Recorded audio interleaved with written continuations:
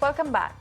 As global markets brace for the impact of US President Donald Trump's reciprocal tariff set to take effect on April 2nd, the much-anticipated US-India trade talks officially commenced yesterday, marking the beginning of a three-day engagement aimed at deepening economic cooperation and also addressing tariff-related concerns.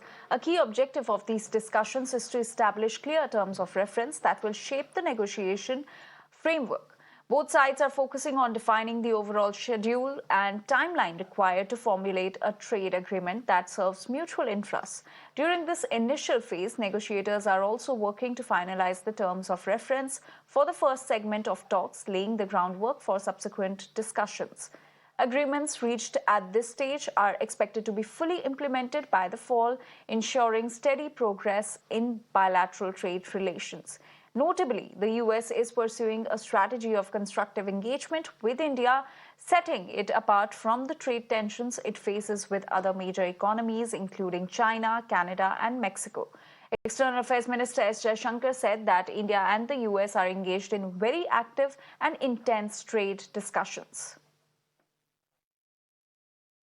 And shifting focus, in a startling security breach, top officials in the Trump administration have inadvertently exposed sensitive military plans. The entire breach started after the editor-in-chief of a top American news outlet was mistakenly added to a private signal group chat that detailed upcoming US airstrikes against the Houthi rebels in Yemen. The leaked messages revealed critical information, including attack timings, targets, and the types of aircraft to be used. In the leaked chat, Vice President J.D. Vance has expressed reservations about the strikes, questioning their alignment with U.S. interests and also voicing concerns over benefiting European allies more than America. When confronted about the leak, President Donald Trump seemingly appeared unaware of the matter and downplayed the incident while emphasizing the effectiveness of the attack.